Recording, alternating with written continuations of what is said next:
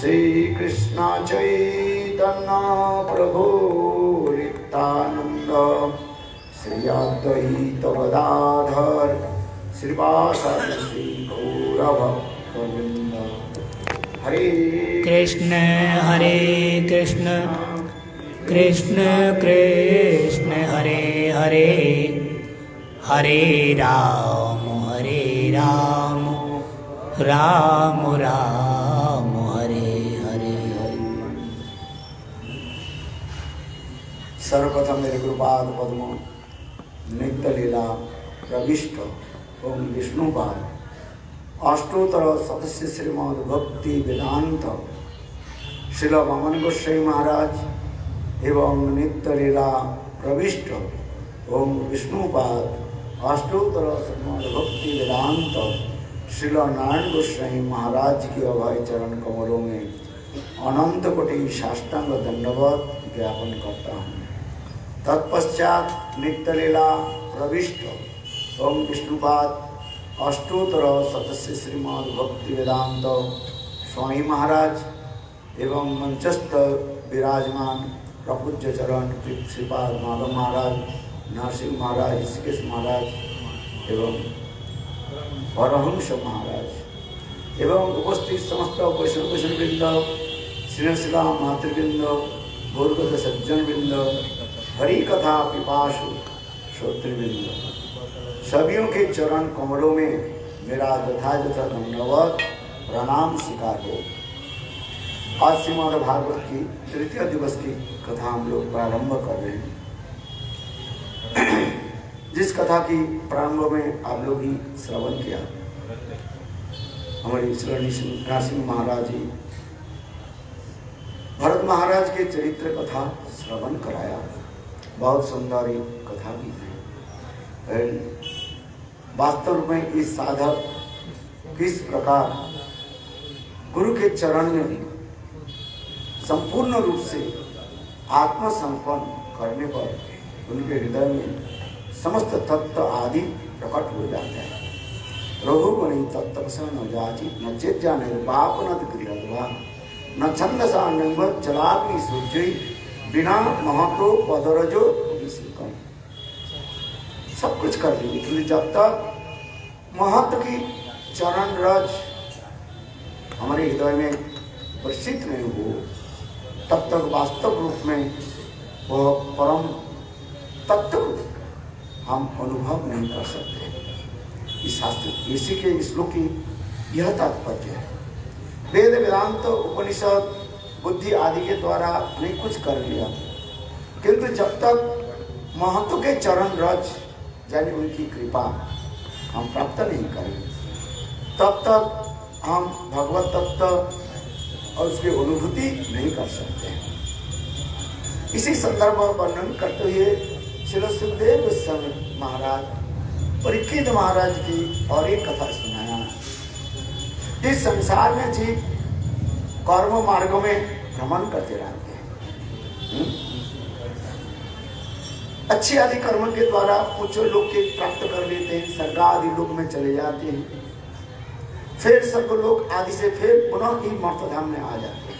ये तो मुक्ता स्वर्गलोकम विशालम क्षीण पुण्य मर्तलोकम विसंति। गीता में भगवान भी कहते हैं। यह तक भी भगवान कहते हैं, अर्जुन सुनो आ ब्रह्म भुवनालोका पुनर्वर्तन। ये अर्जुन, यह तो कि सप्तलोक ब्रह्मलोक की भी कोई प्राप्ति कर ले, पुनः इस संसार में आना ही पड़ता है। इसी प्रकार कर्म मार्ग में अच्छी कर्म आदि के द्वारा उच्च आदि लोक में चले जाते हैं, फिर वो पुण्य आदि क्षय होने पर इस संसार में आ जाता है। और दूसरी पाप आदि कर्म के द्वारा जी नीचे लोक में चले जाते हैं और वहीं पर अनेकों प्रकार दुख और कष्ट आदि भोग भी करते रहते हैं। ये इसकी कहा जाता है चतुर्दश ब्रह्मांड कहा जाता है।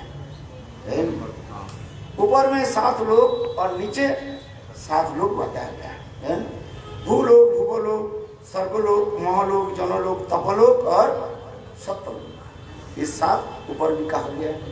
और नीचे तल, वितल, सुतल, रसातल, महातल, तलातल, महातल, रसातल और पाताल।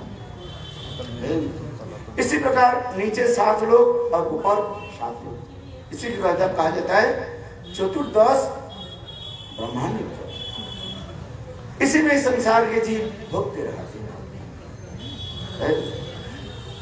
इसी प्रकार इसमें कोई पाप करते हैं, उसके पाप दंड भी इसे भोगना पड़ता है। तो इसी कथा को वर्णन करने के पश्चात परीक्षित महाराज ने एक प्रश्न पूछा, ये भगवान आपने बताया जीव जो पाप आदि करते हैं उस पाप के फलस्वरूप वो नरक में चले जाते हैं, किंतु चतुर्दश जो ब्रह्मांड बताया आपने इसमें तो नरक के नाम उल्लेख नहीं है। भूलोक, भूगोलोक, महालोक, जनलोक, तपलोक, सत्यलोक और अतल, वितल, सुतल, रसातल, महातल, रसातल, पाताल, इसमें नरक कहाँ है? इसके नरक के नाम तो कोई उल्लेख नहीं है, किंतु आपने तो कहा दिया जीव जो पाप कर्म आदि करते हैं और उसके नरक भोगना पड़ता है।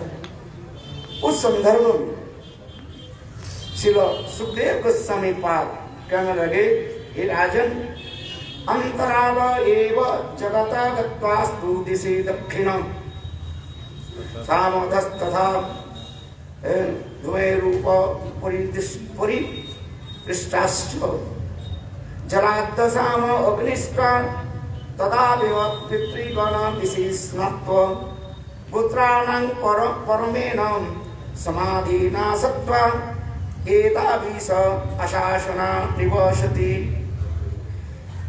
सुखदेव से बात करने लगे, हे राजन सुनिए, नरक कहाँ है? ये जो 14 लोग जो बताए इसमें नरक नाम नहीं आ रहे। हे राजन, त्रिलोक की भीतर ही है तथा दक्षिण की ओर पृथ्वी से नीचे जल के ऊपर स्थित है। उसी दिशा में अग्नि, संत आदि पितृगण रहते हैं। वे अत्यंत एकाग्र पूर्वक अपने वंशधरों के लिए मंगल कामना के लिए किया करते हैं। उस नरक लोक में सूर्य के पुत्र पितृराज भगवान जम अपने सेवक के सहित रहते हैं तथा भगवान की आज्ञा उल्लंघन जो करते हैं अपने दूतों के द्वारा उस स्थान पर ले जाते हैं और दंड आदि देते हैं। उसी नरक लोग उसके नरक कहा जाता है, क्योंकि आधुनिक लोग निरीश्वरवादी कहते हैं, अरे स्वर्ग कहाँ है, नरक कहाँ है? कृष्ण देखा स्वर्ग और कृष्ण देखा नरक, जो कुछ भी है यहीं पर भोग लिया जाए। कहते नहीं, यहाँ पर तो भोगना ही पड़ेगा तो पड़ेगा। ये बात तो सत्य है। प्रारब्ध प्राप्त कर्म आदि तो जितना है तो बोलो, मृत्यु के पश्चात भी तुम्हें वह स्थान पर जाना पड़ेगा। जितना पुण्य कर्म किया उस पुण्य के फलस्वरूप स्वर्ग आदि उच्च लोक में जाना पड़ेगा, और जितने पाप कर्म आदि किया उसको भोगने के लिए नीचे जाने नरक में ही जाना पड़ेगा।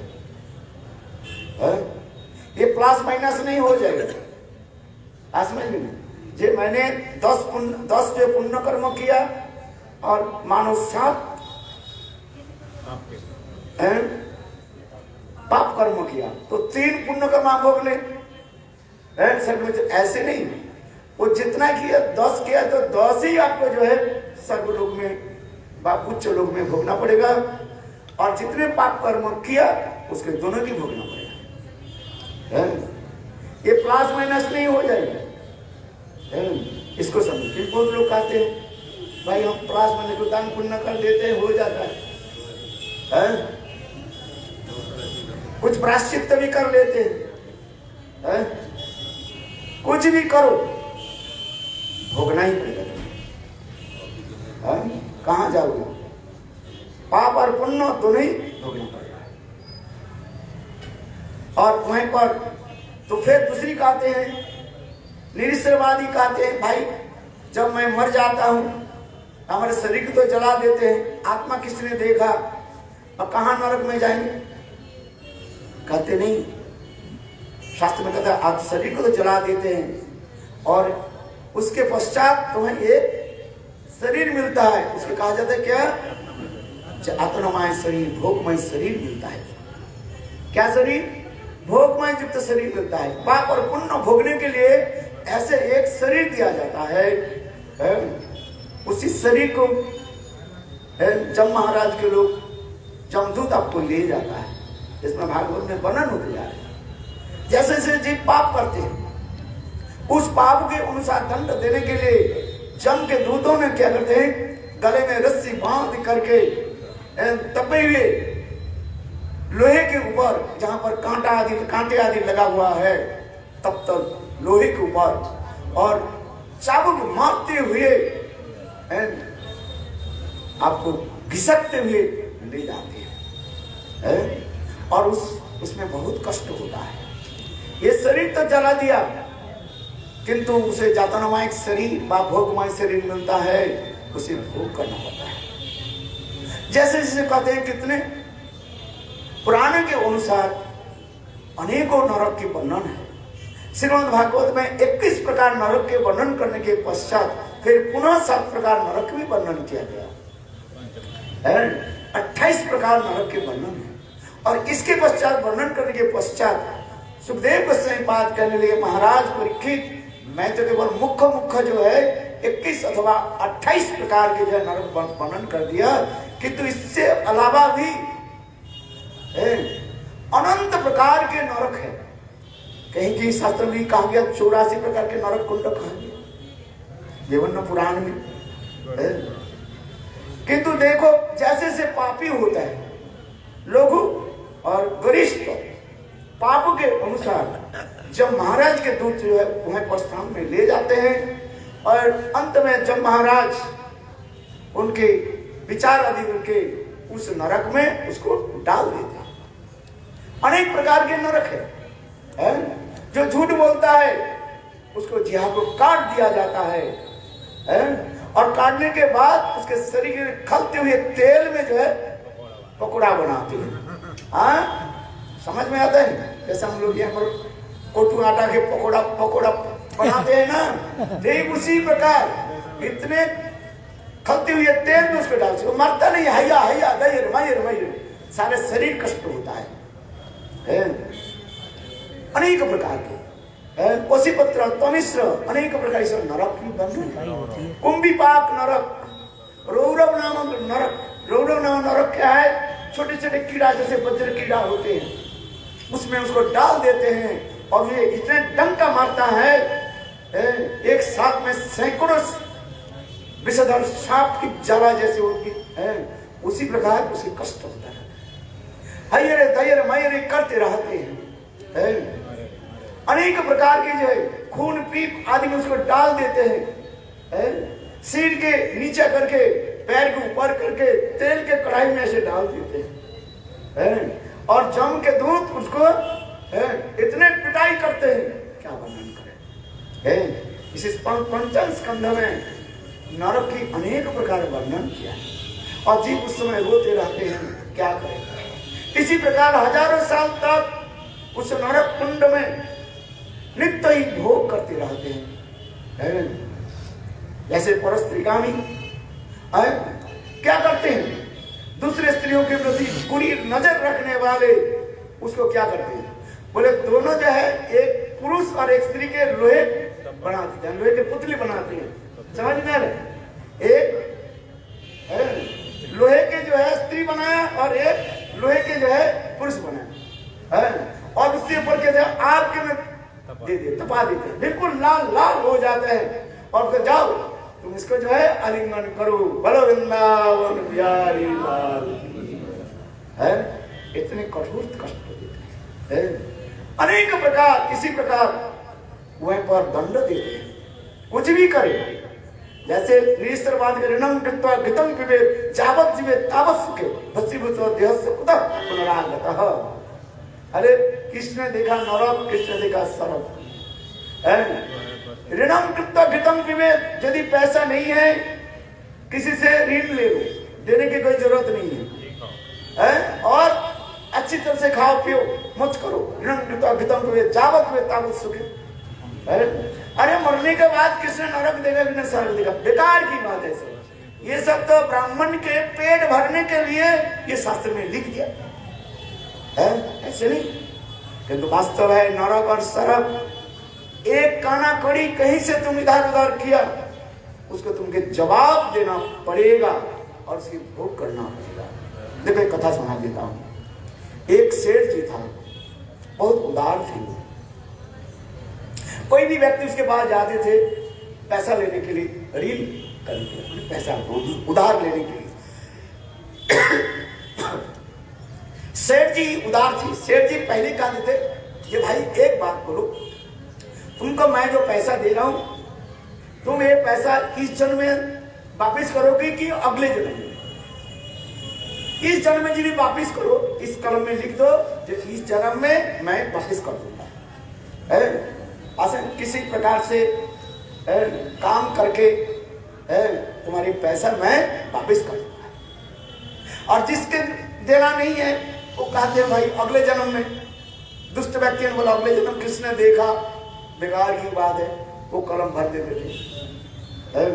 अच्छा, सेठ जी उनको पैसा दे दिया।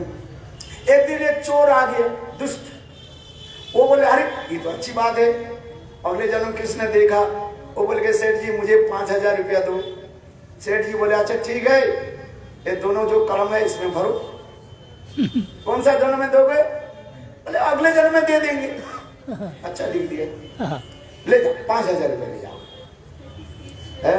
जब सेठ जी जब अपने क्या बोलते हैं इसका, पैसा जो रखते हैं तिजोरी जब खोले, हाँ बाबा उसमें बहुत पैसा भरा हुआ है।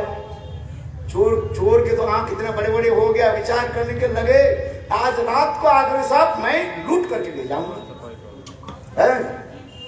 और ऐसे करके चोर तो चले गए और थोड़ा रात होने लगे। देखो वो चोर क्या जहां पर गाय भैंस रखते हैं ना, वहीं पर उसे क्या बोलते हैं, तबेला है। उस तबेला में वहीं पर छुप करके बैठे, ये थोड़ा रात हो जाए, सब लोग सो जाए और मैं इसके तिजोरा के तोड़ करके सब ले जाऊं। वहीं पर बैठे, देखो चोर होने पर भी वो कुछ गायों की भाषा, भैंसों के, पशु के भाषा वो जानते थे। हाँ समझे। तो वहीं पर वो बैठे, तो एक गाय दूसरे गाय के कहने लगी अच्छा तू बता तू कौन से गांव से है? मैंने फलाना गांव से। तू फलाना गांव से। अच्छा तू बता तू इस सेठ जी के घर में गाय के रूप में क्यों आया? तो कहने लगे भाई देखो मैंने जो है पिछले जन्म में मैं सेठ जी के बोला, सेठ जी मुझे 5,000 रुपया दो और मैं अगले जन्म में चुका दूंगा, किंतु मैं तो चुका ही नहीं है।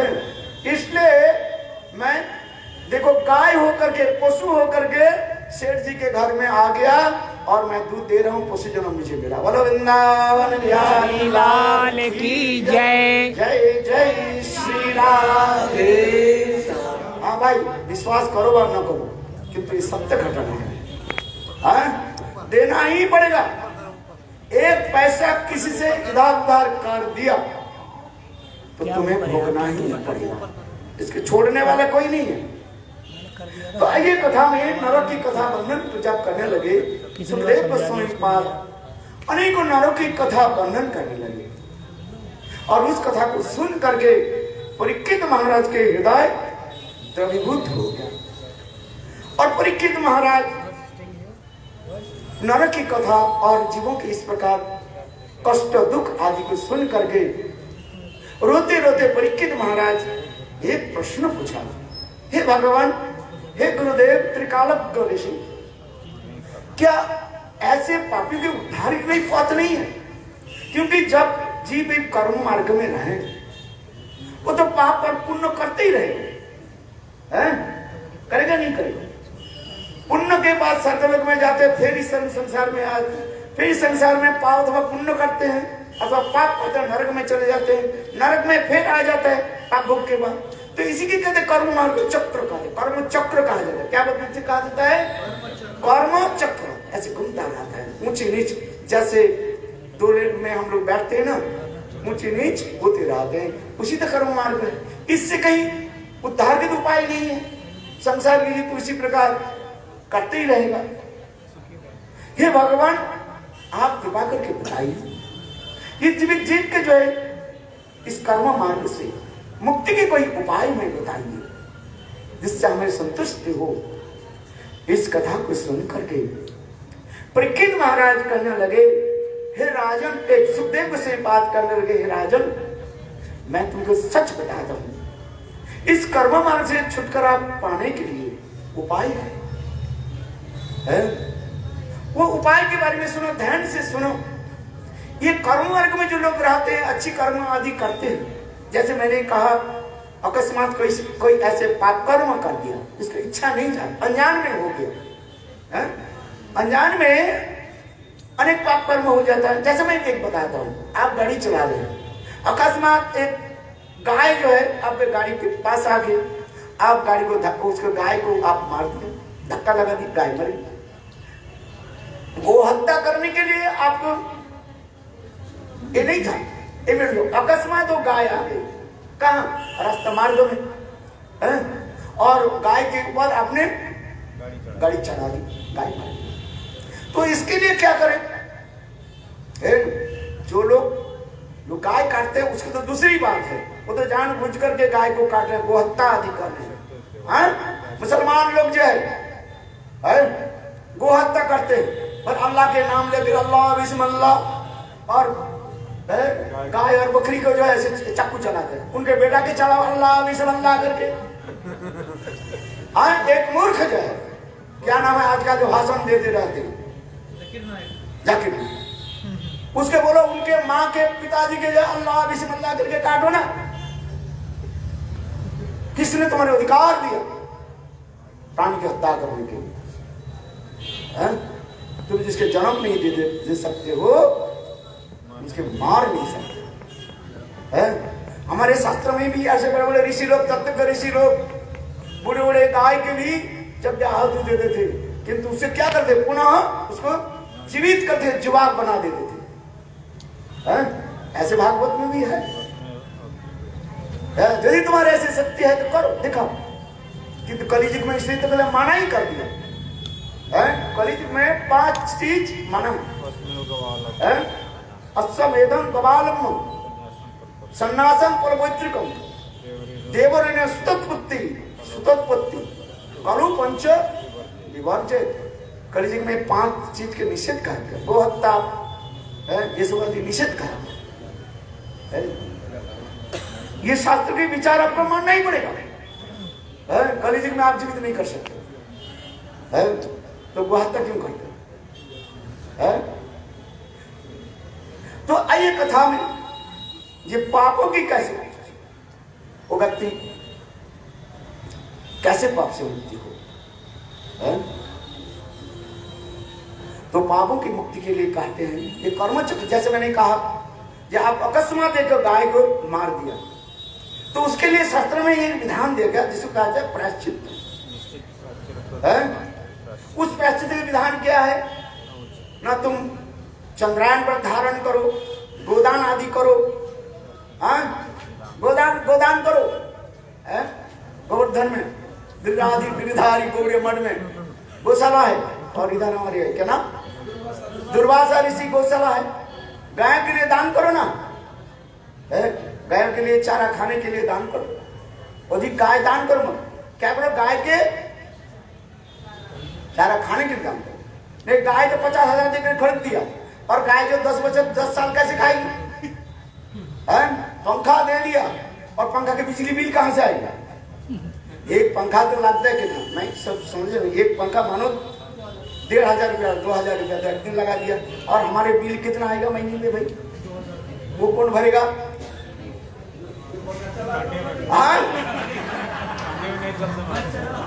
समझ में नहीं। 2,000 रुपया, मैं सच बता रहा हूँ, मैं कहीं के क्रिटिसाइज नहीं कर रहा हूँ। पंखा दे देना 2,000 रुपया तो दे दिया, और इसके बाद जो पंखा दे दो चलेगा, उसको कहां से आएगा? गाय तो तुम दे दिया, बहुत अच्छी बात है, तुम्हारा तो पुण्य हो गया, किंतु गाय को खिलाना पड़ेगी, नहीं खिलाना पड़ेगा? गोदान के साथ ही साथ क्या भरो, उसकी खाने के चारा भी भोजन दो। ये नहीं है एक गाय दे दिया 50,000 हो गया बस आप निश्चिंत हो गए, नहीं, शास्त्र में विधान है।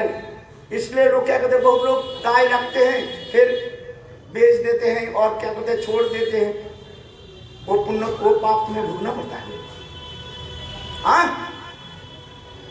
आज समझ में नहीं, गोदान करने के साथ ही साथ गायों की खाने के लिए भी व्यवस्था भी करनी पड़ेगी, है कि नहीं? बताओ, संत महात्मा कहां से ले आएंगे?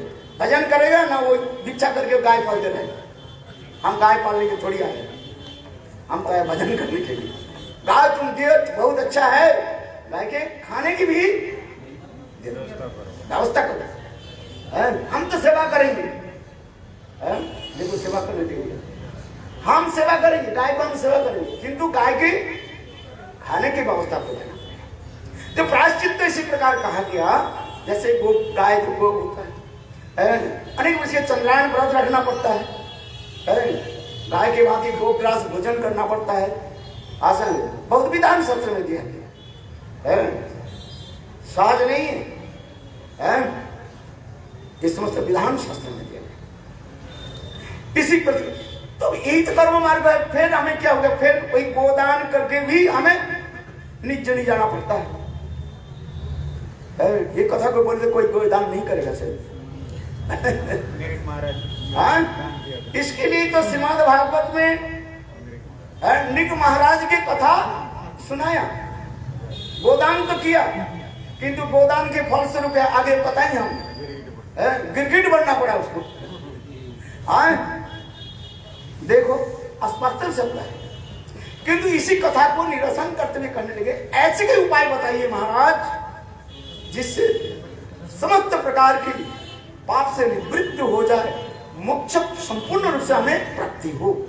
यहाँ पर मुक्ति कहने से विष्णु उंगरी लाभम ही मुक्ति, भगवान की चरण कमल की सेवा हम स्वरूपेण व्यवस्थित मुक्ति, मुक्ति जन्नथा रूपम स्वरूपेण व्यवस्थित मुक्ति, वो बात हमें श्रवण करेंगे। दान पुण्य करने से तो इतना ही तो हो जाता है कि फायदा कुछ नहीं हो रहा, किंतु ऐसी कोई कथा सुनाए महाराज जिससे सदा के लिए हमें मुक्ति मिल जाए। सुखदेव गोस्वामी पाद इसी कथा को आगे थोड़ी सी बढ़ाते हुए कहने लगे, देखो इस संसार के पाप से जो मैंने कहा, ये पाप से मुक्ति के लिए जो बताया गया है, ये भी कर्म मार्ग अंतर्गत होता है। जैसे उदाहरण दिया गया, जैसे बांसों के झाड़ में आग लगा दिया जाए, गर्मी के समय बांसों के झाड़ क्या हो जाता है, सूख जाता है। यदि उसमें आग लगा दिया जाए, वो बांसों के झाड़ क्या होगा, जल करके छाई भस्म हो जाए। फिर बरसात के समय रिम झिम झिम झिम झिम झिम रिम झिम जब बारिश होगी, देखो फिर वही बांस के जो है छोटे छोटे पौधा जो है ऐसे हो जाए पूरा 2-1 महीने में। तात्पर्य क्या है, प्रायश्चित आदि के द्वारा जीवों की संपूर्ण रूप से जो है वो मुक्ति नहीं हो सकता। उसके लिए क्या करना पड़ेगा, उसके बांस के जैसे जड़ के जो है क्या करना पड़ेगा, उखाड़ना पड़ेगा। बांस की झाड़ के जितने भी जड़ जहां तक नीचे चला गया उसके उखाड़ो और उखाड़ के बाहर फेंक दो, देखो उस स्थान पर फिर नहीं आएगा। तात्पर्य क्या है, ये कर्म की ऐसी कहावत बताइए जैसे कर्म सदा के लिए अनंत काल के लिए वो कर्म विनाश हो जाए और हमें भगवत प्राप्ति भगवत प्रेम होगी। ये बात हमें सुनाई। इस कथा को सुन करके सुखदेव गोस्वामी पाद पुनः कहने लगे, ये महाराज परीक्षित, तुमको मैं एक प्राचीन इतिहास सुनाता हूं। देखो इसके विशेष जो है नाम की महिमत में सुनाता हूं, क्योंकि शास्त्र में कहा गया, पुस्तक श्रीमद् भागवत में स्वयं भगवान कपिल देव मां देवभूति के जो है सुनाया, हे माधव, एकमात्र भगवान के नाम ही श्रेष्ठ है। जन्नाम ध्येयं श्रवणात् श्रवणानुकीर्तनात् जत् प्रवणाद जत् स्मरणाद ओबि कच्चित् शाकुरु ओबि शब्द श्रवणाय कल्पते कुदा पुनस्ते भगवान् दर्शनात्। अहो, भगवान की नाम श्रवण कीर्तन आदि के द्वारा जीवों के समस्त प्रकार पाप आदि सारी को नष्ट हो जाता है, अधिक पवित्र हो जाता है। यहां तक भी जो कुत्ते के मांस खाने वाले सपच जिसको कहा जाता है, वो भी क्या हो जाता है, शब्द श्रवणाय कल्पते। देखो श्रवण जग की वो करने के अधिकारी बन जाता है, पवित्र हो जाता है, और उनकी भगवत दर्शन स्वाभाविक में हो जाता है। अहोवत सपचोद गुरियान जद जिहाग्रे वर्तते नाम तुभ्यं ते पुस्तपसे जुहुर सुष्णु राज्य ब्रह्मण चो नाम गृह्णन कीजते। अहोवत सपचोद गुरियान, अत्यंत विस्मय के साथ कहने लगे, ओ भगवान के नाम की महिमा क्या बताऊं। सपच कुत्ते के मांस खाने वाले अपवित्र है, यदि एक बार भगवान के नाम जिहा के द्वारा कीर्तन करे, देखो उनके क्या हो जाता है, यज्ञ करने की फल अपने आप हो जाता है, वेद शास्त्र अधिकार उनको अपने आप ही प्राप्त हो जाता है, समस्त प्रकार की सत्कर्म के अधिकारी बन जाते हैं। यहां तक भी कहते हैं क्या, देखो उस सामवेदी ब्राह्मण से भी श्रेष्ठ माना जाता है जो एक बार भगवान के नाम उच्चारण कर लेते हैं। भगवान के नाम को उच्चारण करे, बोलो वृंदावन बिहारी लाल की जय, जय जय श्री राधे। और भगवान के नाम विशेष करके कलियुग में अति सहज सरल रूप में हम ले सकते हैं। जन्नामोदयं म्रियमाणं आतुरं पतनस्कलं भाविवो सगृह्णन् पुमानं विमुक्त कर्मार्गलं उत्तमां गति प्राप्नोति यच्छन्ति न तं कलो जना। अहो, भगवान के नाम की महिमा बढ़ने होती जा रही है, किसी भी प्रकार से पैर फिसल जा रही है।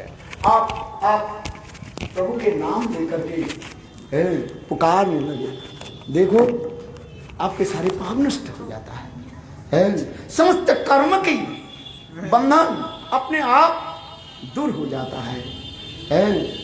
और विशेष करके कलियुग में और क्या चाहिए, कलियुग में केवल नाम आधारा है, कलियुग में और कोई आधार नहीं, आश्रय नहीं, एकमात्र नाम संकीर्तन। इसी प्रकार नाम की महिमा वर्णन करते हुए श्री सुखदेव गोस्वामी पाद रहा, उसका नाम था अजामिल। ब्राह्मण के जो है 6 प्रकार कर्मों के जो है वो ठीक ठीक से पालन करते थे, जजन जाजन अध्ययन अध्यापन दान और पतिग्रह। देखो ब्राह्मण कैसे हम समझेंगे, वो स्वयं दान लेते हैं और दान देते हैं, अध्ययन करते हैं, पढ़ते हैं और पढ़ाते हैं, जजन जयन अध्ययन अध्यापन दान और प्रतिग्रह, वो हवन आदि करते हैं और सिखाते भी हैं। ऐसे ही वो अजामिल शुद्ध उच्च कोटि ब्राह्मण घर में जन्म लिया, अपने वृद्ध पिता माता के यथायथ सम्मान सेवा आदि करते थे, अपने सती साधी पत्नी उसके थी, उनके पुत्र कन्या भी अत्यंत गुणवान सब थे। अजामिल नित्य प्रत्यह प्रातः काल में हवन करने के लिए जंगल में जाते थे और सूखे हुए लकड़ी को जो है बीन करके लाते थे। शास्त्र में कहा गया है, देखो वृक्ष के मत काटो, जंगल में जाओ और जंगल में जाकर के वृक्ष से जो गिरे हुए जो सूखी जो लकड़ी है उसके लेकर के आओ, पेड़ के काट के नहीं, कष्ट देना नहीं है। पहले पहले ऐसे नियम था, आजकल तो नियम बदल गया है, किंतु ऐसे नियम क्या है जंगल में जाओ, प्रातः काल में जंगल में जाकर के पेड़ के कहीं कष्ट न हो जाए, जो पेड़ से सूखी लकड़ी जो जाल जो सूख करके नीचे गिर गए उसके बीन करके लाओ और उसकी द्वारा हवन करो। ठीक उसी प्रकार अजामिल नित्य प्रत्यह जंगल में जाते थे और सूखी लकड़ी को जो है एकत्रित करके हवन करते थे, है गायत्री मंत्र के द्वारा हवन करते थे, है ना। ब्राह्मण के यही नियम है, प्रातः काल में उठ करके ब्रह्म गायत्री के द्वारा 1000 कम से कम 1108 ब्रह्म गायत्री मंत्र के द्वारा हुतासन करें, है गीत लेकर के आहुति प्रदान करें। अजामिल इसी प्रकार करते थे, जथा जथा ब्राह्मण के धर्म पालन करते थे, है। कलियुग में ब्राह्मण कहाँ मिले, जैसे निंदा करना नहीं, शास्त्र में भी कहा दिया, थोड़ा बोले तो लोग बिगड़ जाएंगे, सब ब्राह्मण तो नहीं है, तब भी शास्त्र में कहा गया, बोले दूसरे युग में जो समस्त असुर था, है वो कलि युग में ब्राह्मण होकर के जन्म लिया, शास्त्र में लिखा है। कौन ब्राह्मण? जो ब्राह्मण लोग यथायथ ब्राह्मण धर्म पालन नहीं करते, तो समझना चाहिए वो तो इस जन्म में ब्राह्मण हुआ, किंतु वास्तविक युग में वो राक्षसा कलिमाश्रितम, वही जो है दूसरी समय वो क्या था, राक्षस सा असुर था, और कलियुग में ब्राह्मण होकर के और ब्राह्मण धर्म पालन नहीं करते हैं, अपने के बोलते हैं मैं ब्राह्मण हूं। अरे ब्राह्मण के यज्ञ सूत्र तो है ही नहीं, और यज्ञ सूत्र है तो गायत्री मंत्र जप करते नहीं है, और गायत्री मंत्र जप करते हैं तो क्या करते हैं, भांग पीते हैं, गांजा लेते हैं, और क्या शराब पीते हैं, तो ब्राह्मण थोड़ी हो जाएगा, मान जाएगा, है। चोटी नहीं रखते हैं, अरे शिखा रखना चाहिए, ललाट में तिलक रखना चाहिए, है। और शास्त्र के अनुसार पोशाक परिचिति पहनना पड़ेगा कि नहीं पड़ेगा, ना सूट बूट पहन करके हमारे पास आ जाओगे, बोला हम ब्राह्मण है हम आपके पूजा कर देंगे, हाँ हम ऐसे ब्राह्मण के नहीं, शास्त्र में कहते नहीं, ब्राह्मण के भी विचार होता है। साधु हो गया, दिन में साधु, रात में सुटकुट पंजाबी, ये थोड़ी होता है साधु, हाँ ये नहीं होता है। सबके लिए अधिकार सबके दिया गया विचार है। अरे भाई तुम ब्राह्मण हो, हम पूजा हम तो चाहते हैं, हाँ 21 ब्राह्मण के बालक के ले आओ, हम यहाँ पर है, अच्छी तरफ से हमका आदर करेंगे, दक्षिणा भी देंगे, खिलाएंगे पिलाएंगे, गले में माला भी डालेंगे, हैं दक्षिणा भी दे देंगे, किंतु मुझे मिला ही नहीं, मैं क्या करूं, हैं। जो आते हैं देखा, पहले आया देखा तो कैसे आया, सूट पैंट पहन के आया, ब्राह्मण हो गया। भले जब पूजा करेंगे महाराज, जब आपके पास बैठेंगे ना तब धोती पंजाबी पढ़ लेंगे, तो मैं भी कह दूंगा मैं सन्यासी हूं, तो मैं भी जब ये गद्दी में बैठूंगा और ये सन्यासी क्लॉथ पहन लूंगा, और फिर बाद में बाजार में आपके वहां सूट कट पुट कर मैं चलते रहूंगा, क्या विधि होगा? नहीं। इसलिए वास्तव रूप में इसलिए कहते ब्राह्मण ब्राह्मण नहीं यदि असत पथे चले, शूद्र शूद्र नहीं यदि कृष्ण भजे। वेशभूषा आचरण भी रखना पड़ेगा, है वास्तव में सत्य है। एक नीच कुल के होकर के यदि भगवत भजन आदि करते हैं, नियम पालन आदि करते हैं, तब उस सिस्टम माना जाता है। हाँ समझ में। स्वामी महाराज जब विदेश में गए, सब विदेशी के क्या की मूड मरा दिया, शिखा रख दिया और उनके जन्म दे दिया, कुछ उनकी समालोचना करने लगे, है। एक कथा सुना देता हूँ, उनके गुरु भाई, नाम तो नहीं लेता हूँ। स्वामी महाराज जब वृंदावन में कृष्ण बलराम मंदिर में है, विदेश में उन्हें जब प्रचार करे थे, उनके एक गुरु भाई, नाम तो नहीं लेता हूँ, वो गुरु भाई उनके बोले महाराज आपके तो विदेश में बड़े बड़े शिष्य लोग हैं, धनी शिष्य है, इंग्लैंड अमेरिका के सब $5 डॉलर की सब जहाँ पर है, मुझे मेरा एक मंदिर बनाना है, मुझे कुछ पैसा दीजिए, है। साईं महाराज कुछ नहीं बोले, है, लेटर नहीं लिखा, फिर उन्होंने क्या कि जब विदेश से वापिस आए कृष्ण बलराम मंदिर वृंदावन में, उनके गुरु भाई आए। जब गुरु भाई आए, गुरु भाई के बहुत सम्मान किया और गुरु भाई के क्या कि ठाकुर जी के प्रसाद जो है ठाकुर जी के प्रसाद उनके विदेशी शिष्य के द्वारा उनको दिला दिया। वो अभिमान रखने लगे, मैं ब्राह्मण हूँ, इनको केवल गले में तुलसी माला और जनेऊ धारण कर दिया, ब्राह्मण थोड़ी हो गया। थे तो ब्राह्मण पहले, इसलिए उनके मन में भावना हुई जे ये तो विदेशी है। पहले तो क्या खाते, गोमांस खाते थे, शराब पीते थे, और क्या क्या करते थे। अभी उन्होंने क्या कि उनके मूड मुड़ा करके और गले में तुलसी माला दे दिया, बोले जा ती ब्राह्मण हो गए, ब्राह्मण थोड़ी हो गया। इसलिए तो प्रसाद, ये ठाकुर के प्रसाद भोग थोड़ी लगता है उसको, ब्राह्मण नहीं तो ठाकुर के भोग नहीं लगता। हाँ, इसलिए उनको तो दिया है, किंतु उन्होंने क्या कि प्रसाद को लेकर के आगे चले, जा करके क्या कि थोड़ी आगे जा करके एक डस्टबिन में उस प्रसाद को डाल दिया। और उनके वही शिष्य जो ऊपर से छात से देख लिया, साईं महाराज के गुरुदेव आपने जो प्रसाद दिया ना, आपके गुरु भाई है, खाना तो बहुत दूर की बात है, कहाँ डाल दिया? डस्टबिन।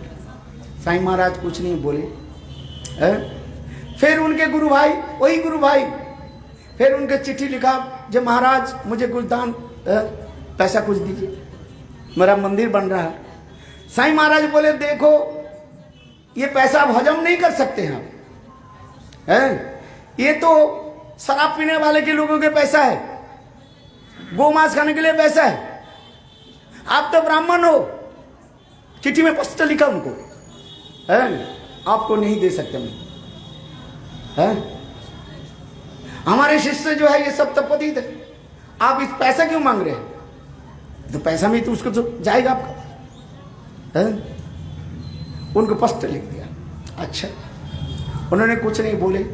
फिर दूसरी बार फिर जब स्वामी महाराज विदेश से आए तो उनके गुरु भाई आ गए। उसमें एक श्लोक, यही श्लोक उन्होंने लिखा। क्या श्लोक? अहो बत सुपच्चतो गरियान जद जिहाग्रे वर्तते नाम तुभ्यम। उनके गुरु भाई के लिखा, क्या आप भागवत के श्लोक भूल गए?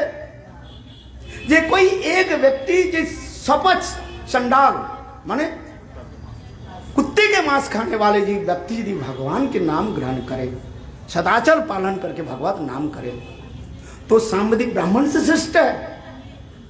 लिखा है कि नहीं भागवत में? अपने गुरु भाई के लिखा, अच्छी तरह से समझिए।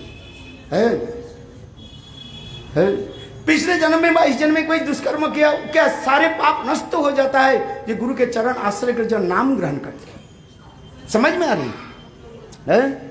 जो सदगुरु चरणाश्रय करके भगवत नाम ग्रहण करते हैं, उसके सारे पूर्व जन्म के इस जन्म के सारे पाप अपने आप वो नष्ट हो जाता है। उन्होंने अपने गुरु भाई के लिखा श्लोक, अहो बत सपच्चतो गरियान जद जिहाग्रे वर्तते नाम तुभ्यम। सांबदी ब्राह्मण से वो श्रेष्ठ है। अब ऐसे हमारे शिष्य के आप कहा दिया, वो गोमांस खाने वाले और चोटी रख दिया और गले में यज्ञ सूत्र दिया, ब्राह्मण कैसे हो? ऐसे नहीं कर सकते है। देखो वही जब आगे तीसरी बार जो उसके गुरु भाई आए और स्वामी महाराज जी उनके साथ वार्तालाप होने लगे। बातचीत करते करते उन्होंने क्या की, फिर अपने गुरु भाई के बोले, गुरु भाई आ गया।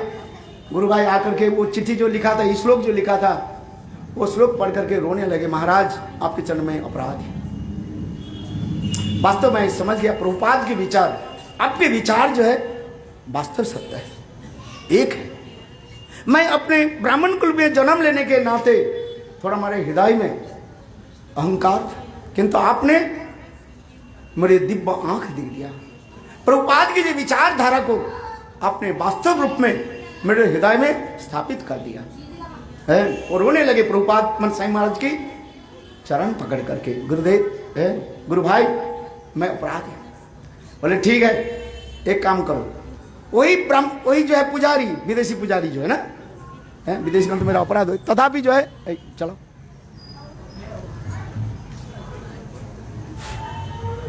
उनके बोले जाओ ठाकुर जी के भोग लगाओ। हाँ,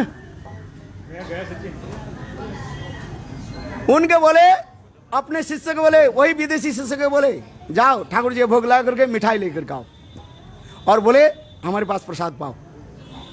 हैं, उनके गुरु भाई वह जब प्रसाद पाया उनके हृदय में हृदकंपन होने लगे।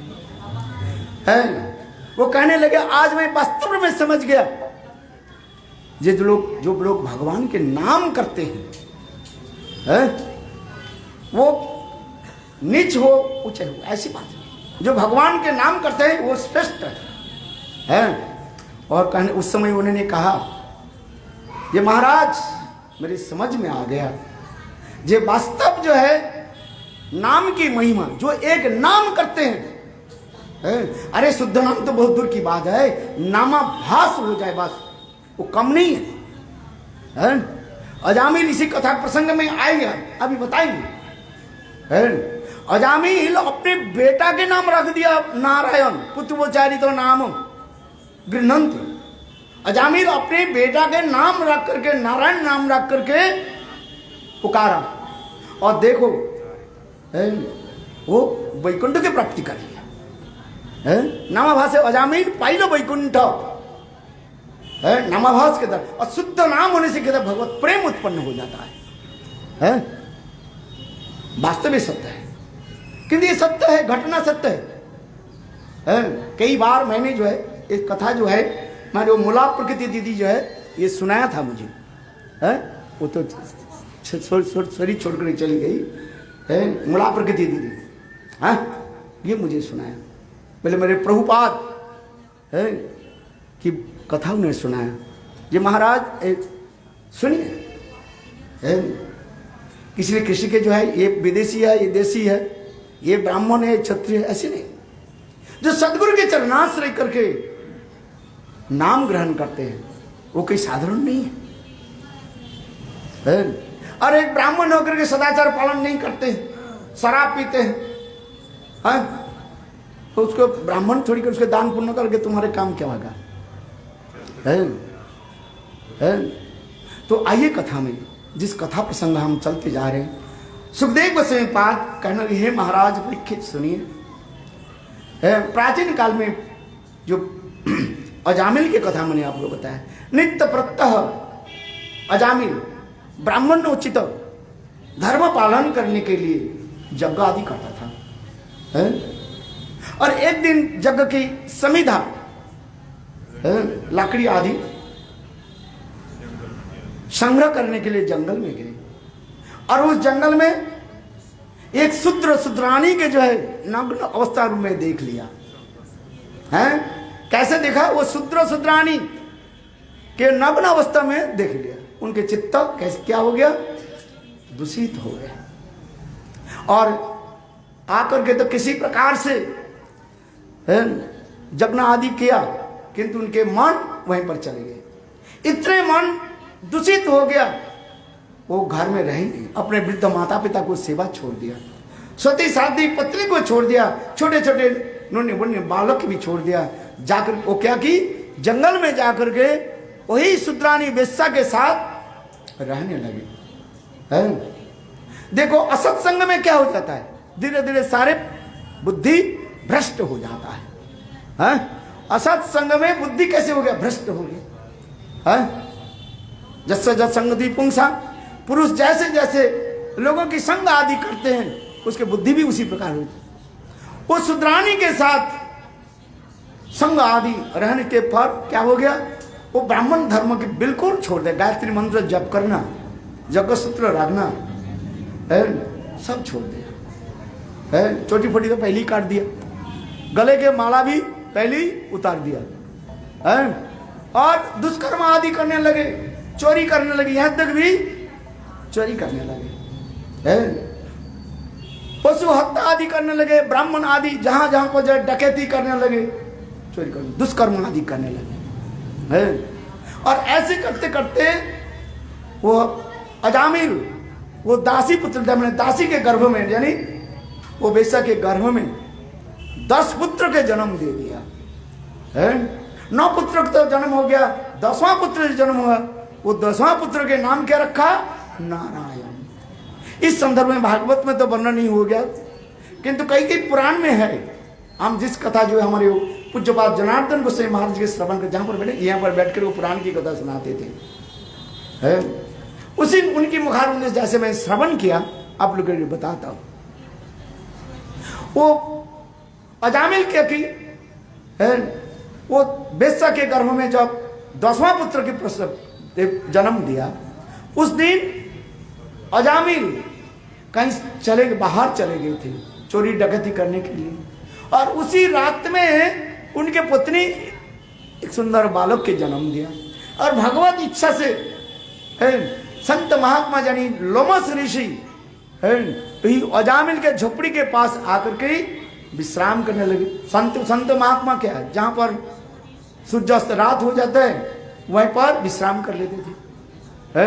रमता जगी बहता पानी। लोमस ऋषि प्रातः काल में जब उठे और ठीक उसी समय अजामिल के जो पत्नी जो है माने दासी माने बेस्सा जो है नवजात शिशु के लेकर के संत महात्मा निकट आए।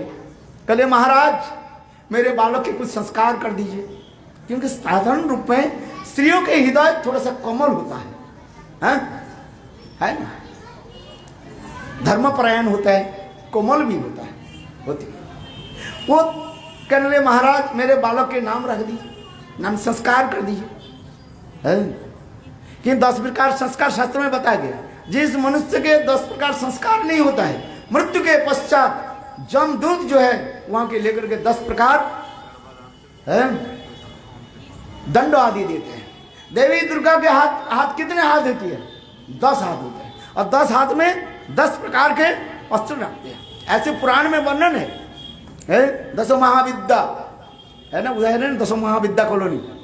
हाँ भाई, देवी के हाथ में 10 हाथ में 10 प्रकार का अस्त्र रहता है, जो मनुष्य के जो है 10 प्रकार संस्कार नहीं होते हैं। मृत्यु के पश्चात वो देवी वह 10 अस्त्र के द्वारा उसको दंड देती है। गर्भधारण संस्कार से लेकर के अंतिम संस्कार जो है दाह संस्कार कहा जाता है। ये शास्त्र में कहते हैं। हमारे देखो सत्क्रिया 7 दीपिका में लिखा गया है अन्नप्राशन, गर्भधारण संस्कार के बाद जन्म संस्कार के पश्चात जो है चूड़ाकरण है, उपनयन संस्कार, अनेक संस्कार, विद्यारंभ, ऐसे संस्कार है। ये सब संस्कार कराना पड़ता है। संस्कार शब्द के अर्थ क्या है? उनकी बच्चे के मन में वो एक छाप पड़ जाए, संस्कार शब्द के छाप पड़ जाए।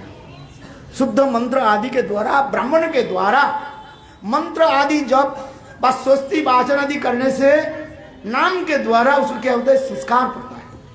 हाँ, करना चाहिए, कलयुग में करना नहीं चाहते हम, करो। विवाह संस्कार भी दिखा गया, और अंत में संस्कार मृत्यु संस्कार, जिसको दाह संस्कार किया गया है। चलो आइए कथा में हम आगे बढ़ते हैं। उन्होंने क्या कि लोमस ने कहा बहुत अच्छी बात है, जंगल के थोड़ा फूल था और फूल लेकर के ओम स्वस्तिनो गोविंद स्वस्तिनो ऐसे करके बस स्वस्ति वाचन कर दिया, और स्वस्ति वाचन करके उनको क्या दिया? नाम संस्कार कर दिया है। बस देखो सबसे बड़ी संस्कार का नाम संस्कार, हक्कू बक्कू डाकू चिक्कू पिंकू टिंकू डिटू सिटू बिटू, ये नाम संस्कार नहीं है। अरे ब्रज में जन्म हुआ और नाम क्या लगा? डिटू सिटू बिटू चिंटू भिंटू चक्कू बक्कू, कैसे मूर्ख है। अरे भगवान के नाम रखो है, राधा ललिता, अथवा राधा क्या बोलते, राम कृष्ण गोविंद श्याम सुंदर मदन मोहन, कितना सुंदर नाम है। और नहीं तो बाबा वो रखते क्या? डाकू हाकू बाकू चक्कू, चक्कू चलेगा तुम्हें, चक्कू नाम रखो तुम्हारे चक्कू चलाएगा है। डिटू सिटू पीटू कोई अर्थ ही नहीं है। यहाँ पर भी बहुत लोग बैठे, उसको पूछो उनके बेटा बेटी नाती नाती के नाम डिटू सिटू पीटू रंटू झंटू मंटू है, ये कोई थोड़ी नाम है। अरे साधु में आओ, भागवत श्रवण करो। हम भागवत सकते इसलिए कहते सुनाने के लिए, तुम सुनना नहीं चाहते हो, हम जबरदस्ती सुनाते हैं। हम जानते हैं ये 7 दिन हमारे खत्म हो जाएगा, यहाँ पर 2 4 5 आएगा, वो भी 6 साढ़े 6 बजे, जब घंटा जब बजेगा आएगा। हाँ हम इसलिए भागवत सप्ताह इसलिए रखते हैं, अरे कम से कम लोग तो आ जाएंगे। हम जानते हैं, हाँ हम अपने पैसे खर्च करके भागवत चलो पैसे खर्च करके करते हैं, दान दक्षिण देते, खिलाते हैं, पिलाते हैं, आओ सब हम कलेक्शन करें, तुम्हें कुछ करना नहीं है, आ जाओ केवल कथा सुनने में। हम ये संस्कार देना चाहते हैं। वास्तव में सत्य, हम भागवत सप्ताह किस लिए कर रहे हैं? हमारे पिताजी माताजी मर गई इसलिए? हाँ ऐसे नहीं, हम इसलिए भागवत सप्ताह इसलिए कर रहे हैं अपने कल्याण के लिए, भागवत भगवान की कथा भी बोले और सभी लोग भी आ जाए। ये रोंटू झंटू मंटू पिट्टू पिंटू टोकू डाकू चक्कू ये नाम ना रखे भैया, हाँ आज समझ भी नहीं। हम ये रखते हैं भाई तुम लोग बच्चों के नाम रखो, नवजात शिशु के ले करके आओ। महाराज जी क्या कर देंगे? फूलों के द्वारा स्वस्ति वाचन कर दे, मंगल वाचन कर देंगे। हाँ ये हम का सुनाते हैं, हम सुनाने के लिए आप लोग को बुलाते हैं, आइए सुनिए। रोंटू झुंटू मंटू फंटू डाकू चक्कू हक्कू बाकू नाम मत रखो। राम है राघव गोविंद श्याम सुंदर, कितने सुंदर, राम कृष्ण हरि। अरे कम से कम मृत्यु के समय बालक के नाम यदि ले लो तो उसी तुम्हारे कल्याण हो जाए। यही तो अजामिल की कथा सुना रहे। देखो समझ लोमस ऋषि ने किया कि अजामिल के बेटा के क्या नाम रख दिया? क्या नाम रखा? नारायण। अरे जोर से बोलो, कम से कम तो मुंह फाड़ को क्या है, नारायण। हाँ भाई देखो आश्चर्य की बात है, बहुत सुंदर। हमारे जनार्दन महाराज कथा सुनाते थे, इसी कथा को भागवत में तो 4 श्लोक के द्वारा अजामिल की कथा वर्णन समाप्त कर दिया, किंतु और पुराणों में ऐसे सुंदर वर्णन है। इतने समय पहले नाम संस्कार हो गया, इतने समय अजामिल आगे बिल्कुल शराब पिए हुए थे, आंख जो है लाल लाल था, हाथ में जो कृपान खड्ग था, और देखा क्या? समझ गए, सुनो। देखो उसी समय उनके घर में साधु देख करके उनके आंख तो बड़े बड़े हो गए। अरे मैंने कितने साधु के मैं मार दिया, और मेरे घर में साधु। किंतु देखो उनके पत्नी नवजात शिशु को देखा, देखो मैंने एक सुंदर बालक के जन्म दिया, देखो कितने सुंदर है, चंद्रमा के भांति कितने सुंदर झलमल झलमल कर रहे हैं, गोरे बालक है, देखो तो कितने सुंदर है। बालक भी ऐसे किलकिला करके हंस रहे हैं मानो है। और बालक के मुख देख करके, पुत्र के मुख देख करके अजामिल के जो है क्रोध, अजामिल के क्रोध कुछ नीचे शांत हो गए। और वो पत्नी कहने लगी, देखो संत महात्मा मेरे बेटा के नाम संस्कार कर दिया, नाम रख दिया बालक के नाम। क्या नाम रखा? नारायण। बोल नहीं पा रहे, पापी के मुख में शता जन्मई जो अपमानो वासुदेव समर्चित तन्मुखे हरिनाम तिष्ठन्ति भारतो। आदि पुराण में संग भगवान कर लगे, अर्जुन सुनो, शता जन्मई जो अपमानो वासुदेव समर्चित, एक जन्म नहीं 100 जन्म जिन लोगों ने वासुदेव भगवान की अर्चन की, उनके मुंह में भगवत नाम उच्चारण होता है। अब पापी के मुख में कहां से आएगा? वास्तव में सत्य है, पापियों के मुख में भगवत नाम नहीं उच्चारण। इसलिए अजामिल इसलिए महापापी थे, उनके पुत्र उनके पत्नी तक कह दी, संत महात्मा ने रखा क्या नाम? नारायण। आनी है, सुन नहीं पाए, माने बिल्कुल जैसे क्या हो गया, बहरे हो गया। किंतु देखो लोमस ऋषि कहने लगे, अजामिल तेरे बेटा को मैंने राग दे दिया नारायण। देखो संत महात्मा के मुखारविंद से जो नाम, शुद्ध नाम, नाम ब्रह्म उनके कान में घुसा, और उसके अजामिल के सारे पाप को उसी समय क्या कर दिया? ध्वंस कर दिया। तब अजामिल कहने लगे क्या? नारायण। सही इसलिए कहते हैं, बोले संत महात्मा गुरु करने की किस लिए जरूरत है? इसलिए संत महात्मा के सदगुरु के निकट जाकर के उनके नाम ग्रहण करो, नाम संस्कार करो। वो नाम तुम्हारे क्या करेगा? वो शब्द ब्रह्म है। आज उसमें हजारों सैकड़ों एटम बम से भी अधिक शक्तिशाली है। हमारे भक्तिचंद प्रभुपाद कहते हैं, एक एटम बम एक नगर के जो है ध्वंस कर सकते हैं।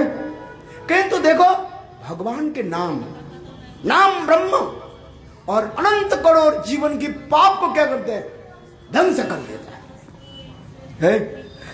हम इसलिए कह रहे, हमारे वो जनार्दन महाराज इसी प्रकार कहते थे कि जब लोमस ऋषि कहने लगे अरे अजामिल तेरे बेटा के मैं नाम रख दे क्या नारायण, तब उसे क्या पाप, ये शब्द ब्रह्म है ना, है सदगुरु, सदगुरु के मुख से जो नाम उच्चारण होता है उसे कहा जाता है क्या, शब्द ब्रह्म। दो प्रकार के नाम, एक शब्द सामान्य और एक शब्द ब्रह्म। हाँ सुनिए अच्छी तरह से। बहुत लोग कहते हैं हमें नाम क्या करें महाराज, मैं तो बाजार में एक माला लेकर के नाम करता हूँ, फिर जप माला आए, हाँ कहाँ मिला, बाजार से ले ली। भाई बोले महाराज आप क्या करोगे, हम तो ही नाम करते। बोले तेरा हल कुछ नहीं हो रहा है, संत महात्मा सतगुरु के पास जा है, जाकर के नाम ले, है वही नाम सतगुरु जब देंगे वो तुम्हारे सारे पापों के ध्वंस कर देंगे। उसी प्रकार लोमस ऋषि जब बोले ये मैं तेरे बेटा के नाम क्या रख दिया, नारायण, उस समय नारायण नाम उच्चारण करने लगे। अच्छा आगे की कथा थोड़ा सुना देता हूं। उनके पत्नी बोले ये देखो इसको थोड़ा दक्षिणा दे दीजिए। हाँ दक्षिणा, मैं दक्षिणा फक्षिणा नहीं देता। अरे कितने साधु के ऐसे, कितने साधु के आज मार करके काट करके है मैं आया। चलो तुमने कहा और विशेष करके मेरे बेटा के नाम संस्कार कर दिया, चलो मैं दक्षिणा दे दे। क्या दक्षिणा, साधु के प्राण दक्षिणा दे दिया है। चलो आजा। लोमस ऋषि उस स्थान से चले गए, किंतु देखो ये कोई साधारण नहीं है। हम देखते हैं गुरु से तो नाम लिया बड़े कुछ नहीं हो रहा, ऐसे नहीं हो रहा है सब कुछ। यदि गुरु सदगुरु हो, सदगुरु जो नाम देते हैं वो काम कर रहे हैं, धीरे धीरे हो रहा है सब, तुम्हारे समझ में नहीं आ रहे। हाँ विश्वास रखो, गुरु पाप उनके प्रकट, दृढ़ विश्वास रखो, नाम हो रहा है तुम्हारा। कहते महाराज मेरा इतने दिन का कुछ नहीं हो रहा है, कुछ नहीं क्या हो रहा है, हो रहा है सब कुछ है। समय आने पर जैसे वृक्ष जैसे फल देता है, ठीक उसी प्रकार सब हो रहा है तेरा। धैर्य धारण करना है। देखो अजामिल के क्या, उस दिन से उनके जीवन एक परिवर्तन भी हो गया, आश्चर्य हो गया। खाने में, पीटने में, बैठने में अपने छोटा बालक के नाम लेकर पुकारने लगे। देखो उनके 9 जो बालक था, है मैंने कहा उसके पत्नी के गर्भ में कितने बालक जन्म दिया, 10, किंतु 9 बालक के नाम कोई शास्त्र में आता ही नहीं, सुना नहीं जाता है। किंतु 10वां जो बालक जो है उसके नाम क्या, नारायण।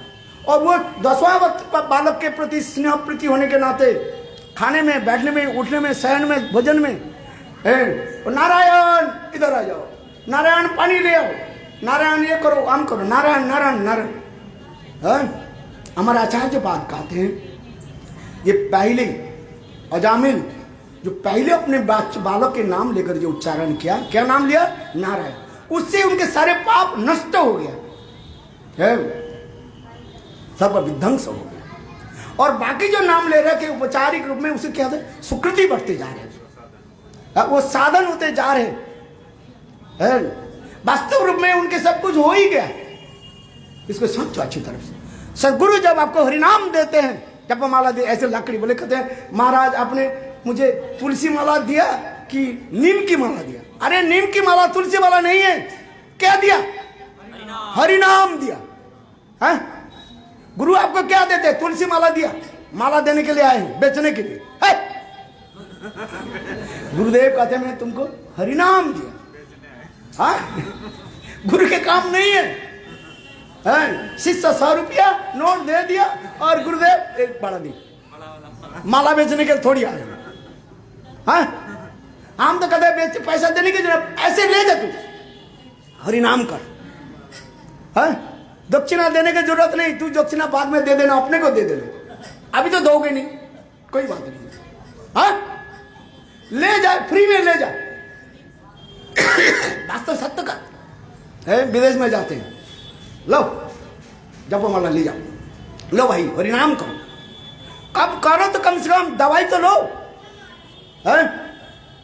दवाई लो, बिना दवाई से थोड़ी हो जाए। और हाँ भाई देखो, केवल दवाई लेने से भी काम नहीं होगा, दवाई के साथ ही साथ कुछ क्या लेना पड़ेगा, परहेज करना पड़ेगा, अनुपान लेना पड़ेगा।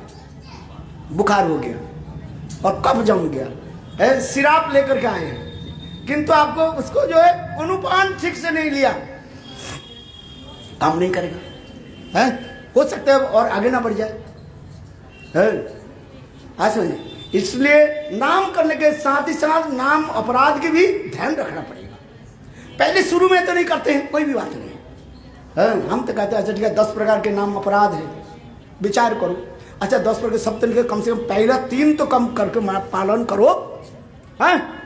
10 कह देते तो तुम भूल नहीं जाओगे, कम से कम 3 याद रखो, 3 पालन करो।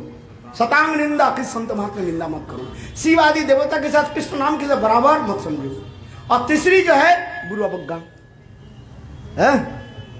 ये 3 तो कर सकते हो कि नहीं कर सकते हो, है? तो उसी प्रकार देखो अजामिल की कथा आते हैं, समाप्त करता हूं। अजामिल ऐसे करते करते उनके 88 साल ना 84 साल हो गए ना, है? वृद्ध हो गया। कितना साल लिखा, हाँ? 88 साल हो गया, वृद्ध हो गया, मृत्यु के समय आ गया, कंठ गड़गड़ायते, गले में कफ जम जाता है, त्रिधातु आकर के बस गले में पकड़ लेता है? अजामिल वृद्ध हो गए, उनके मुंह से लार निकलने लगे, झाग निकलने लगे और टट्टी पिशाब आदि करने लगे, मृत्यु के समय आ गए, इसलिए उनके पास कोई नहीं रहा। इतने समय अजामिल ने क्या देखा, 3 जमदूतों के देखा, हाँ विशाल स्वरूप जो है मानो आपके भांति वो जमदूत के माने केस जो है ऐसे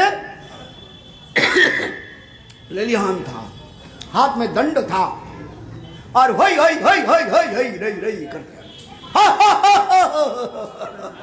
दौड़ करके आने लगे भाई। उसके देख करके अजामिल टाट्टी पिशाब कर गए, डर गए, बोले क्या करो, है? अजामिल विचार करने लगे कौन मुझे रक्षा करेंगे। उस समय अजामिल के थोड़ी सी आंख खोला, देखा उनके सामने उनके वही छोटा बेटा नारायण, देखो अपने बालक के नाम लेकर के पुकारने लगे, नारायण नारायण, पुत्रोजित नाम है। देखो सर वैकुंठ लोक में भगवान के आसन हिल गए, स्वयं भगवान विष्णु नारायण 4 दूतों के भेज दिया अजामिल की रक्षा करने के लिए, शंख चक्र गदा पद्मधारी 4 विष्णु दूत आ गए, और जमदूत के बाद रेड लाइन दिखाई नहीं पड़ रही, गाड़ी चला रहे हो क्या, हाँ शाम गाड़ी चलाते हो ना, रेड लाइन दिखाई नहीं पड़ रही, 1.5 बत्ती जला हुआ, गाड़ी दौड़ करके आ रहे हो, देखा देखो विष्णु चक्र उनके हाथ में है, आगे मत बढ़ो, बोले तुम लोग कौन है, अरे हम लोग कौन है, कहां जा रहे हो, बोले महापापी अजामिल के आत्मा को पकड़ने के लिए हम जा रहे हैं, हम उसको ले आएंगे, जमदूत महाराज के आदेश है, ये पापियों के जो है जमालय में ले आना, जमदूत के जम महाराज के पास ले आना, हम जाए, आगे मत बढ़, बोले क्यों, अरे वो तो नाम कर दिया भगवान, एक तो नारायण नाम जप कर लिया, नारायण नाम उच्चारण कर लिया, बोले नारायण नाम वो थोड़ी अपना नारायण के विष्णु के नाम नारायण लेकर थोड़ी उच्चारण किया, अपने बेटा के नाम देकर उच्चारण किया। वैष्णव लोग कहता अच्छा बताओ बेटा पहले हुआ, अजामिल के बेटा पहले हुआ कि नारायण के नाम पहले हुआ, आप ही बताओ, है? अरे नारायण के नाम तो अनंत काल से ही है, उनके बेटा तो बाद में हुआ, नाम तो रख देना, कोई भी किसी प्रकार से तो नाम कर दे, सोन अच्छी तरह से कान खोल कर, संकेतं पारिहासं स्तोभं हेलनं एव वा वैकुंठ नाम ग्रहणं अशेषाघरं विदूरति। इसके अर्थ तुम्हारे प्रभु के पास जाकर सुनना, कोई संकेत है परिहास करते हुए नाम भगवान के नाम, संकेतम परिहासम, स्तोभ करते हुए, संकेतम पर्यास्तम स्तोभम, हेला इच्छा भी नहीं है, नाम को एक बार कर लो। नाम की महिमा बुरी बुरी प्रशंसा है। एक मुसलमान जंगल में गए टट्टी करने के लिए, इतने समय एक सुअर, जंगली सुअर आ गए, और जंगली सुअर के मुसलमान भाषा में क्या करते हैं? हराम, अरे हराम हराम अपवित्र। देखो ऐसे करते हुए जब वो हराम हराम करने लगे, और उतनी समय भी तीव्र गति से और जंगली सुअर उसको मार दिया फाड़। देखो उससे साक्षात भगवत धाम में चले, हा प्रतिभाजक, और भगवान के नाम राम नाम हो गया है। भगवान के नाम की महिमा कितने सुंदर है। विष्णुदूत ने बताया, सुनो जाओ यहां से हट जाओ, है? भगवान के नाम किसी प्रकार से कोई एक बार उच्चारण कर ले, है? उनके पास मत जाओ, जाओ यहां से आगे जाओ, भगवान, है? देखो विष्णु जमदूतों ने क्या कि उस स्थान से छोड़कर चले गए, और जाकर के स्वयं जमदूत जम महाराज के बोले, महान भगवान आज एक आश्चर्य देखा। महापति अजामिल के लाने के लिए हम लोग गए, और शंख चक्र गदा परमधारी 4 व्यक्ति आकर के हमारे पथ को रोक दिया और हम लोग को भगा दिया। और ये भी श्लोक सुनाया, संकेतम परिहासम स्तोभम हेलोनम एवं वैकुंठ नाम ग्रहणम अशेषागर विदुरति। जम महाराज ने कहा, हे दूतों, जमदूतों सुनो, तुम लोग बहु भाग्यवान हो, मेरे प्रभु के दूतों के तुमने दर्शन किया। भगवान अबिका भगवान की भक्तों के दर्शन ये सबसे अधिक माना जा रहा है, हाँ? भगवान अबिका भगवान के भक्त के तुमने दर्शन किया। सुनो मेरा बात आज से, है? कोई भी व्यक्ति एक बार प्रभु के नाम ले लेते हैं, जिहानो भक्ति भगवत नाम गुणोद्यम चेतो न स्मृति चरणारविंदम, है?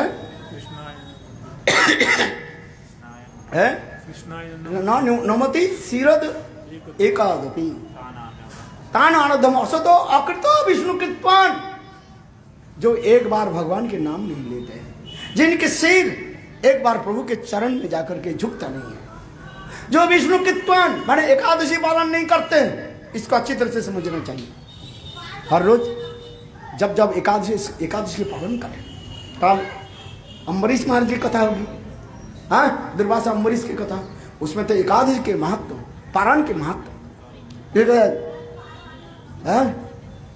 ज्ञानो भक्ति भगवत नाम गुणोद्यम चेतन स्मृति तच्चरणारविंदम तानाधम असतो अकृतो विष्णु कृत्वान।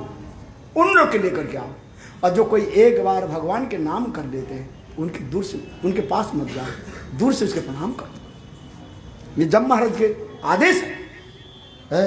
देखो अजामिल इसके कहते साधु संग, अजामिल की कथा को सुना, अजमेर विचार करने लगे, ओहो मैंने अपने बेटा के नाम लेकर के पुकारा, और भगवान श्री हरि कैसे परम दयालु, मुझे रक्षा करने के लिए 4 दूतों को भेज दिया। पर 4 दूत क्यों, एक ही तो हो जाता है? ये नारायण है ना, नारायण 4 अक्षर युक्त नाम, एक ही तो विष्णुदूत, और 3 जमदूत किस लिए आ गया? जो पाप जो करते हैं हम, अजामिल तो करते ही है, किया तो किया, हम भी करते हैं। हम कैसे पाप करते हैं? 3 प्रकार के हम पाप करते, कर्म वचन के द्वारा, शरीर मन और वचन के द्वारा, है? किंतु एक बार भगवान के नाम उच्चारण कर ले, है? अजामिल इस नाम महात्मा के श्रवण किया, इसी की कहते थे साधु संग, हाँ?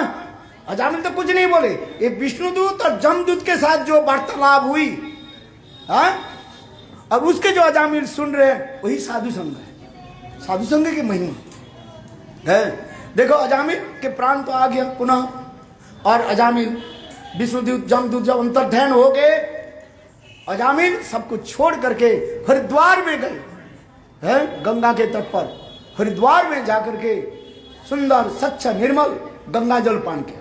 देखो घर में गंगा जल तुलसी रखना चाहिए, है? हम जो गंगा जल है नहीं है हमारे पास, ले गंगा, अभी हरिद्वार गए थे ना 2 महीने पहले, है? 15 को जो है ऐसे ले आए, ले जाओ सब पानी ले जाओ, अपने घर में रखो, हाँ हाँ, ये देखो ऐसे ऐसे भर करके ले, हमारे श्याम प्रभु बोले सबके लिए चलो ले जाओ सब, थोड़ा थोड़ा भर करके रखो घर में। हाँ, गंगा जल रखो घर में, भूत पिशाच को भी नहीं आएगा। कहते हमारे हम घर में भूत है पिशाच, गंगा जल छिटक दो, हाँ नहीं आएगा 100%। जहां पर गंगा जल है भूत पिशाच कहां से आ जाए? अरे भूत तो तुम है भूत। हाँ, भूत का ही नहीं है, तुम अपने ही भूत हो।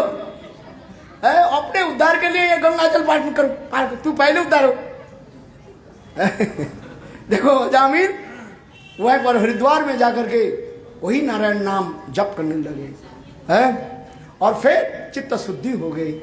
और उस समय वही 4 विष्णुदूत विमान लेकर के पधारे और कहेंगे अजामिल तुम यहाँ पर बैठो। उस समय अजामिल एक प्रश्न पूछ लिया, ये आप लोग तो पहले आए थे, हमें क्यों नहीं ले गए? बोले तो उस समय तुम्हारे नामाभास हुआ, ठीक है, किंतु शुद्ध नाम रुचि नहीं, शुद्ध नाम से प्रेम उत्पन्न होता है। और तुम यहाँ पर भजन करते करते ये तुम्हारे हृदय में शुद्ध नाम निर्मल चित्त होकर के शुद्ध हरिनाम कर लो, नाम उच्चारण, इसलिए तुम वैकुंठ में जाने के लिए जुग खवा लिया। इसी प्रकार अजामिल शुद्ध विमान में यानी वैकुंठ विमान में बैठ करके वैकुंठ जगत में चले गए। बोलो वृंदावन बिहारी लाल की जय। जय श्री राधे।